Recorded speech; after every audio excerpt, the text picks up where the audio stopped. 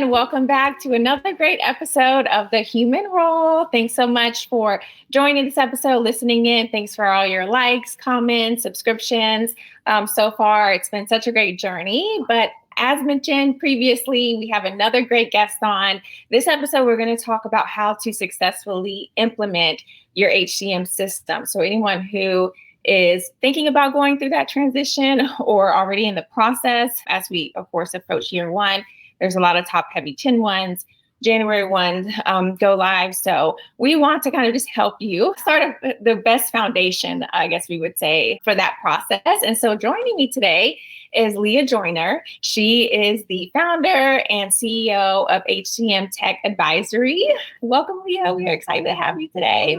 Hello. And so Leah comes with a lot of experience when it comes to system implementations, right? She has heavy benefits experience as well. So really wanted to have her on and allow her to kind of give her background and experience, but also give her input on this very important topic, because as we all know, whether you've been through an implementation or not been through an implementation before, if you don't check all the boxes off in the beginning, and kind of just get into a situation where you don't know what you don't know, that could be a domino effect in the future. Why? So we want to try to help prevent that as much as possible. So Leah, for anyone in my network who may not have come across your page before, any of your webinars that you do, Leah has really great webinars and HR roundtables.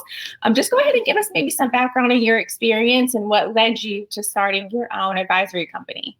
Yeah, thank you so much for having me on, Tiana. I'm really excited, especially to be talking about this topic, because this is exactly what I do. So I'm Leah Joyner. My background is in actuarial science, mathematics. I started right out of college doing pension valuations, and then I moved over to health and welfare plans. So doing designing, claims analysis, helping clients with budgeting and preparing for their benefits for the following year, forecasting, etc. Loved doing that. And then I started having kids, so I needed to not travel as much. So an opportunity came up where I got a job at a company called Aon Hewitt at the time. It's evolved since, but that's where my benefits administration knowledge started, my love of systems. So I worked there for a few years, and then I started working for a company called LifeWorks. And the name of the system is LifeWorks. And that's where I really got my hands dirty with configuration and configuring systems from scratch for very large clients, over 100,000 lives, on benefits, health and welfare plans.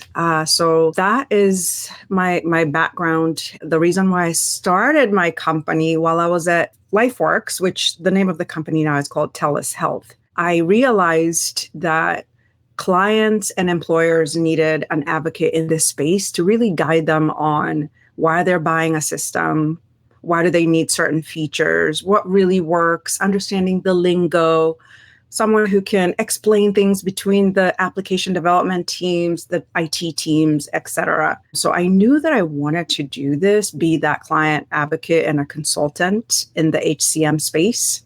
I just didn't know how I was going to do it on my own. But everything happens for a reason. When one door closes, another opens. So I was laid off in 2022, late 2022. And I actually had time then to kind of think about, what do I want to do? It was a blessing, because I've never really had time to think about my career and my next steps. And that was the time. And that's when I said, you know what, this is the time for me to do what I've always wanted to do, which is start my own business. So HCM Tech Advisory is a company that helps clients purchase systems. I just want an HR leader to be able to sleep at night, essentially. So we bring peace of mind, and we help employers know that they're making the right decision. So we're that advocate when it comes to purchasing or selecting a system. And we don't just select, we also do optimization. So many times if something is wrong with a system, is not because they need a new system. That's not going to solve anything. Getting new systems is a lot of work. So you kind of, we come in to really understand the full picture. And then from there, we can determine, okay, do we need to optimize the existing solution? Is it a training thing? Or has the client really outgrown the system? And then at that point, we can go for a new one. Absolutely. No, thank you for sharing that. I would say that is definitely critical. And keynotes I will definitely talk about too throughout this episode is that sometimes it's not the system. I know that's not what everyone out there wants to hear, but sometimes a little more training can go a long way. So thank you so much, Leah. And look, what a great story, right? Everything happens for a reason, right? Obviously, and sometimes we don't understand what that specific reason is, but just a little patience goes a long way. So I'm glad to see that you're here today. I'm glad we, got connected. We share definitely similar journeys, but we'll save that for a later date. But let's get into the nitty gritty now of the topic, because I wanted to definitely get your insight on what you would really consider like key considerations when it comes to selecting an HCM system. There's definitely a lot of pre-work that needs to be done. I wouldn't say, in my opinion, you can say yay or nay to that, but in my opinion, you don't want to just like go to the first system or the first salesperson or just listen to one person in the business. So I'd really be open to hear like what you would consider as some really, key factors. So the first thing and the most simplest way when you're trying to find or look for an HCM, whatever the solution is, it could be just an applicant tracking or a full HRIS. You want to write, why are you doing this? What is not working? Write down the requirements. What is working or not working? What is it that you wish that you had that you don't have? What are your goals? Because when you start like that, before you even see a system, you already know what your requirements are, right? You don't want to go into a demo situation and start basing your decisions off of that. So write down what you want. And this helps later on when you start looking at demos. And also when you start looking at what are your success measures? Because that is another thing that you want in this process. Once you go through implementation to know, did you accomplish your goals in the beginning? So write down your requirements. Then you kind of want to know what the budget is. Systems are so different, right? There's so many of them out there. So make sure you have your budget in place. And then the team, that's another thing that I think clients miss is, okay, you purchased a system, but did you think about the team that's going to implement this? Because implementation is huge. You need your functional teams and people who understand the work. So the payroll team, HR team, obviously, all of the teams that are using IT teams are going to be needed. Data team, who's going to be providing all of the data to all of the resources on the team or the vendor. So your team is key to think about when you're thinking about a system implementation. And then the cost of that, because if you're implementing a system like Workday, for example, you're going to need people who are experts at configuring these systems. And if you don't have that in-house, that's an additional cost. Are you going to have that in-house and hire that? Or will you hire consultants? Very expensive. So these are the things. And as you're thinking about costs, it'll help you also to understand the kind of system that you need and you can sustain internally. I usually advise my clients, if you have a team, then these are the systems that you can get. If you don't have a team, you may need to start hiring people, or consultants are going to be your best friend. And that's an additional cost every year. And then once you know that, then you start with the demos. So you want to definitely look at the systems and ask questions during these demos. Don't be afraid to ask questions. That's what the demos are there for. The other thing that is key in this process is to include the end user. So who are these main end users that will need to use this system? If you start looking at systems, start looking at demos and bring that in without having consulted the teams, there is a pretty high probability that you may not have change champions who you're going to need. They're going to be your best friends, and they're not going to want to adapt to this new system. So very important and key. Yes, all good things. You nailed it. Let's just, and I will say too, so many times I've seen where like in the boardroom or with executive meetings where maybe your payroll supervisor, manager, like benefits admin isn't included, and these decisions are made and it literally does not check half of the boxes that they need, right? And so then that does cause like some internal turmoil, right? And so I'm sure you've seen it. I've seen it on my side too, where when we come in as consultants to help clean things up, people don't even want to work with us because they're upset already. And it's not really about us. It's just about they don't feel like they were included in that decision.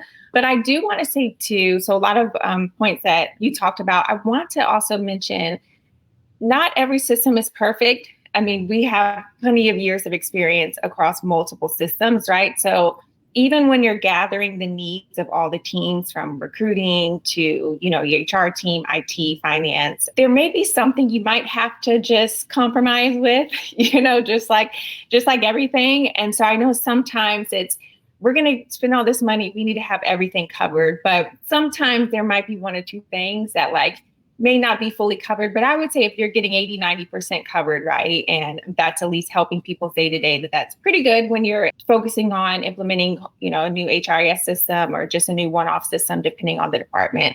But just all my HR payroll people out there, sometimes you're not going to get everything, Sometimes it's something that you specifically want, but is that necessarily beneficial or needed for the company at that moment, right? Is that just a nice to have that you want that could hold off for a little bit versus immediate urgent issues? I think that's something that people also have to evaluate. Agree or not agree? I love that you said that, because you see a lot of tensions during implementation. So this is a part of change management as well, what we're talking about. Explaining to the team, first of all, you're getting a new system because something is wrong. So you get a new system. Just know offhand, the process is going to change. You won't be able to do the same things you're doing today in this new system the exact same way. So the processes will change. So that is one thing to keep in mind, is if you're expecting that you're going to continue doing what you've always been doing in this other system, in this new system, you're just going to fail. It's going to be a disaster. Explaining that during the change management process, which starts all the way before all of this even starts. And also letting the teams know, the functional teams, that, what you just said, some things, this tool may not, it's not that they may not have it. They may not do it exactly the way you're doing it today. And that happens literally in every system. I don't know how you can move from one system to the other and everything stays the same. Then that means, then why did you move? Right. Yeah, it's is it wrong? I mean, sometimes it may not be wrong, right? It might just be different from what you're used to. And that's where the compromise piece comes from, all in team effort. But so, hey, look, let's say we got all buy-in, everyone's happy, we've selected the systems. What would you say would be your walkthrough, typical steps of an HCM system implementation? So I would say the first thing is, and hopefully you are doing this also as you're looking, you want an outside consultant. I would recommend having somebody who has gone through a full implementation cycle guiding this process. Because if you haven't, there are things that you may not see, right? And those are the things that cause chaos at the end. In your budgeting, I would recommend, and I know this is what I do for a living, this is not why I'm saying this, is just even when I was, I had a stint as an HR leader for a year, and I was going through Workday implementation. And I had, even though I had gone through a full implementation process, as an internal person, you start thinking about things differently because you have there's just so many priorities for you to really focus on a system implementation and do the right thing always. So I would recommend just somebody removed from the process, kind of doing the oversight. So that's the first thing. Then you want to create a communication process. How are you going to communicate with the team that is involved, the team that's doing the implementation, your functional teams, your vendors? How will you bring up escalations when inevitably there's going to be an issue? If you have an implementation and there's no issue, wow, I've never heard of that. So you want to have an escalation process. You kind of want a process on how is the project going to be managed? What tools are going to be used? How are notes going to be distributed and communicated? You want to start having the timelines. These are what gives people anxiety, is the timelines. All of a sudden your calendar is taken over during an implementation. With implementation, and then you have your day-to-day. It's tough, right? But, with all the implementations I've ever been through, having those meetings on the calendar every week, that, you have 5 hours of meetings for this implementation and you're prepared and it goes smoothly instead of not knowing and then you're asked to jump on calls last minute. So scheduling those are key. And then steering committee, you want to have those meetings with the steering committee, which is your leadership, at least monthly. I would say at least. That's probably even maybe every 3 weeks. The steering committee helps with bottlenecks, escalations, just ensuring everything is going smoothly. So that's your communication process. And then stakeholders, we talked about the functional teams. Who from payroll needs to be in these meetings? Who from the HR team? Who from IT? All your functional teams. And I would say avoid just bringing like the leader of those teams to the implementation because they don't know the requirements. They're not the day-to-day people. You want the day-to-day person in these meetings who can quickly provide the requirements. These are the requirements meetings. You don't want to create bottlenecks by just bringing the leader of those teams. So those are your functional teams. You need IT. One of the other things that I always bring up very early in an implementation process is the data. Data you have to discuss immediately. How will the data get there? How will it go to the vendor? Because you need your data transferred to the new system. And what is that process going to look like? Because what happens a lot of times with data, the way it is today, you may need to extract it in a completely different way. And it's going to work very completely differently in the new system. So you want the data team to start working now. They may need to start building new queries. They need extra time for that because, they have their day-to-day jobs. They're already working 40 hours a week. So this is another completely different project that will take a lot of their time. So they need a lot of time for prep. So data is key, preparing how the data will be transferred over. And then reviewing vendor timelines. So the vendor will give you their timeline, but make sure you review it as the purchaser of the tool. Does it align with your organization calendar, whatever is happening, open enrollment timelines, compensation pay increases, timelines? Is it inclusive? One of the things that an outside consultant will do is they've done this before. So they know what they're looking for. The other thing, training is key. And it's one thing to bring up in the beginning of an implementation because you have to start training initially, it sounds kind of backwards, but by the time you go live, you really want to know this system. So if you haven't started taking these small training sessions during the implementation, you're going to struggle in the end. So training is key also to be included. So these are the reasons why we review the timeline for the vendor to make sure it's inclusive. It includes your third-party providers, for example, for benefits, ACA providers, COBRA providers, all of these people, as you're going through an implementation, will need all these vendors. They'll need to be notified and also included in this process. And then the last thing I would say is testing. During an implementation, one of the things that go wrong, when we start reviewing later what happened is that testing wasn't done thoroughly, or sometimes it just wasn't done. Highly recommend you test. And I've had clients say, oh, you tested it, so we can push to prod. I don't belong in your organization. I'm here as a consultant. And of course, I am for your benefit as the client. I'm going to do everything I can, but I'm human. Clients get very happy that a vendor is going to pull their data for them. Great, but you got to look at that data. You got to test it because they're only human. So testing is key.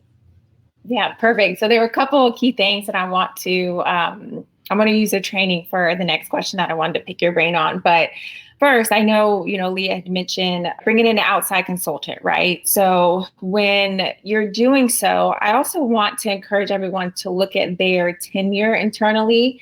A lot of times when you have someone that has been in the seat for like 20 years, they are so used to doing things their specific way. And this is no punishment against them. It's just that the world evolves. So if they have not themselves evolved and have been stuck in one specific process, bringing in an outside person that does this, rinse and repeat to multiple people, can bring you even more insight. So maybe you've done it this way, one specific way, and you're going to go to this system and do it this one other way, but maybe there's like one or two other ways that you just have no clue about, right? So having an outsider's experience and opinion be brought into your company is always really, really helpful. So I really want to encourage everyone, like when you're going through this evaluation process, that's really critical to start doing some outreach, getting some opinions, looking at your team as a whole. Look, as a consultant, we're there to do the specific project, but not necessarily to take over people's jobs. That's why we're consulting, right? So only there temporarily. Exactly. So it's just one of those things where we're coming in to provide you the expertise. And, if you want to use this from an advisory stance longer term, that's one thing. But for that specific project, that's what we're really there for. So I just want to get that intimidation factor away from everyone. And then, of course, the actual testing too, getting people in that are doing things day to day will really help answer the questions when it comes to departments, locations, the general ledger, right? So a lot of times some systems can only accommodate a certain amount of departments, a certain amount of, classifications or cost centers. So like delving in, deeper than what Leah was mentioning is like really, this is why we're saying it's so critical. Because it's just one of those things where if that is missed because there's someone that has been in those meetings that is not involved in the day-to-day, you've already signed the contract, which is costly. And to get out of those contracts is almost unheard of. And then once you start implementing that, right, that's when it really becomes a much bigger issue, because if it can't accommodate all of your specific needs, then you wind up in a pickle. And then the testing will also catch that too. So when you're comparing, the prior payrolls to the current payrolls, that's what really lets you know if something is missing. And that goes back to the data that Leah was talking about. So please, please, please take all feedback here, rewatch this episode and get her insight over and over and over, because it is very, very critical. But then here we are to training. So I really wanted to get into the next steps on what strategies that you recommend for any of these changes, but also specifically user adoption. So when you mentioned how some people will try to reject or be upset or not want to use the system, what are your strategies that you use to kind of overcome that? Yeah. So user adoption is a whole process. It really starts with change management. And I love the Jason Aver book, if you know that name. I know that you know Jason. He says change enablement, which I love, because I feel like change management it's just become just a word now. And, I don't know if it's positive or not, but change enablement, what that means is you're enabling change. Essentially, something major is happening and we need to make sure that we prepare our population for it, right? A system implementation is huge. It affects everybody in the organization. And so you're changing everybody, not just the users, the end users, employees as well. So, I'll give you examples. When I was implementing Workday, I worked with a consultant. We hired a consultant with Workday to implement that system, and they helped us. We worked with them also for change management. And one of the things that we did from the beginning was start communicating. So we created a newsletter to the implementation team that we had kind of come up with, which involved all the functional teams, data team, huge team. But I was sending this newsletter to the team, I think on a weekly basis, maybe a bi-weekly basis, to tell them what is happening, what's upcoming, what are we doing, what are the benefits of this new system. Same thing, sending the same newsletter, not just to the small team, the functional team, sending a similar with, certain details out, because the rest of the population, the employee population, is not going to need to know certain details. So you're doing the same thing to the population. These are the employees who we're going to release this system to. Similar goes to the end users, location managers, et cetera, who will be using it a little bit more than the regular employee. And you're giving information of what is the benefit? What are you going to get? How do you use this system? What is changing? You start this from the beginning. Something's coming, something like that. New change is coming. And then, the next one will be, this is the change. And then you're just explaining as you're going, and it just becomes more fun. Employees are excited. Everybody is excited to understand what's going on. They feel a part of it, and they feel like they know, like, oh, this is where we're getting this system. It's going to help with these processes. Everything is going to be efficient. They get excited. So that's one way. I think that is key. Communication, key. Make it fun. The other thing is training. So you want to train the team. Who is it? There's several people. There's the functional teams, right? They're going to have specific trainings. So payroll is going to need a specific training. Time and attendance will need specific training. Benefits team will need specific. So you want to kind of know each team, what are the trainings that they're going to need. You also want training for the end user. And then employees, the training for employees is not that detailed, but you're going to need a way to kind of let them know about the system. So who and then how. Is it going to be on demand? So functional teams, sometimes the training, a lot of times it's on demand. There can be classroom training, train the trainer. That's the way training goes, essentially. Access. So you know who you're training, how. How is this going to be accessed? Is it through quick user guides? We did that when we were implementing Workday. Those comes handy, even for employees. Employees will have their own specific guides. Okay, when you go in, this is how you do payroll, or this is how you check your pay stub, for example. And that can be a part of your change management, that newsletter that you're sending, that can be a part of the employee training. So the access also is key.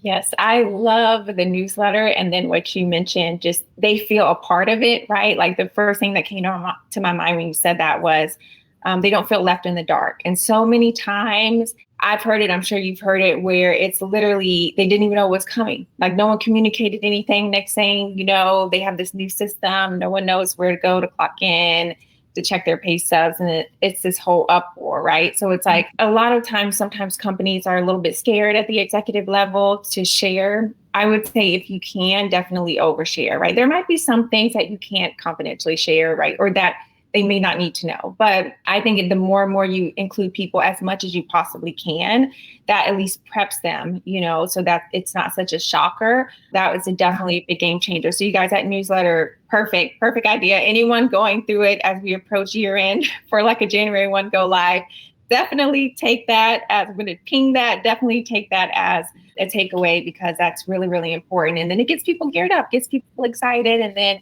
maybe they would be more in tune to wanting to try this new system, right? To see what it's about versus like being upset and then never wanting to try it. So just to add to what you just said about the not sharing everything, that's why you send the different newsletters to the different groups, because you don't want your employees learning about what's happening if there's an issue or something that can't be shared organizationally. So I would say, make sure you have like segmented your groups and how you'll distribute the newsletter.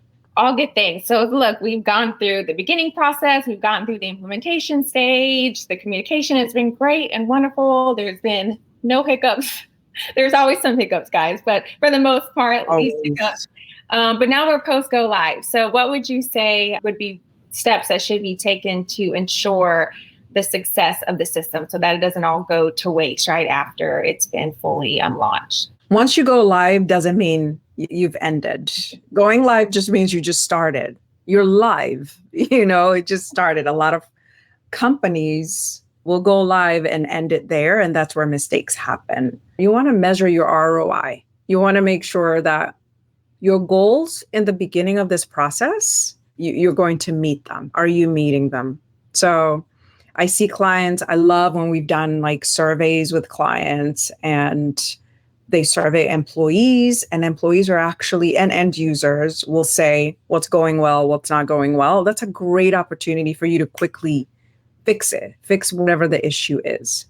There's always going to be something that you need to fix after go live. And the only way to know is through surveying your employees. I highly recommend doing that. And then you want to make sure you optimize. So review the system went live, interview the stakeholders, the functional teams. Are they using it? Is there anything that could work better? And then reassess and fix that. So going live, it's great, but it doesn't mean it stops there. It's a system. It's always evolving, and you want to make sure you optimize it. And so you want to review it and make sure that it's working. once you're live, it's like, that's real life then, right? And there's typically no going back to your old system. So you got to take what you get there. But okay, so I know we're close to closing out, but I wanted to get your insight on any type of like trends, emerging trends, any other additional advice you would give anyone who is thinking or going through the implementation process currently. But then also too, any like future trends that you see kind of helping evolve in the HCM implementation space. So AI is what everybody's talking about. And I know like people are just tired of hearing about AI, but it's so cool to see, we're in the HR space and seeing HR teams using AI and teaching their employees about artificial intelligence. I think it's key for HR teams to stay in the forefront of this, because if they don't, then they're not going to be that strategy piece of an organization, or they won't be considered the strategic piece of an organization. So to see HR teams using AI, I think is great. Obviously, there's a lot of systems out there that have integrated artificial intelligence. We say that AI has always been there for us in this world, right? But it's gotten much more improved than it ever was before. So applicant tracking systems using, I'll say Greenhouse because I love that system. I try not to mention systems, but Greenhouse is definitely on the forefront of artificial intelligence. And I love how they're all about equity, and huge thing that they're implementing is hiding the names so that systems are not using names to not hire people based on their names, because you can kind of, I guess, assume who the person is. So they're eliminating the need. You could just review a resume just based on qualities and nothing else. So things like that. I'm really excited to go to HR Tech. Last year, it was all about AI, artificial intelligence. But this year, I'm excited to see like how far have we come when it comes to systems like Greenhouse, and what are we doing based on AI since the last year. Yeah, no, I feel that's just perfect. And also what's funny to me, so you mentioned Jason Averbook, which we both know. If anyone out there has not started following him, know of him, please go check out his LinkedIn page. He has so much great insight when it comes to AI, specifically in the HR space. But he was the first one a couple of months ago, I want to say, that I heard him mention on a webinar, what happens when AI is now a part of the org chart?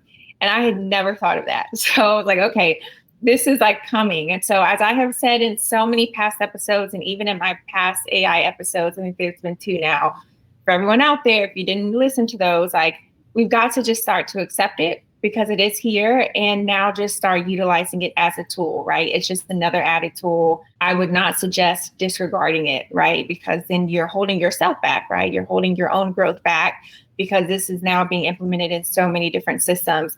And exactly what Leah was mentioning, I mean, it's great, right? Like there is a lot of discrimination going on. And sometimes, I don't know if it's intentional or unintentional, like if the bias, sometimes it's just like bias that we may or may not know that we have, So yeah. It's like just natural to look at a name and maybe, go against it. So it's like one of those, and I know people personally that have had to use like their middle name. So they'll apply with their real name and not get jobs. And then they'll change it and use their middle name, and then they'll get an interview, right? That's a real life thing that has happened. So, yeah. And so that's what Greenhouse is doing, specifically what you just said, eliminating those biases. That was the word. Yes. Perfect. Okay. This is a great conversation. Thanks so much for being with us today, Leah. Really appreciate all your insight and your wealth of knowledge and experience in the system implementation space. I know this is just going to work wonders for everyone. We are now in year end. Go lives are happening. Implementations are happening. So please rewatch this. Take all the nuggets away from it as you see fit.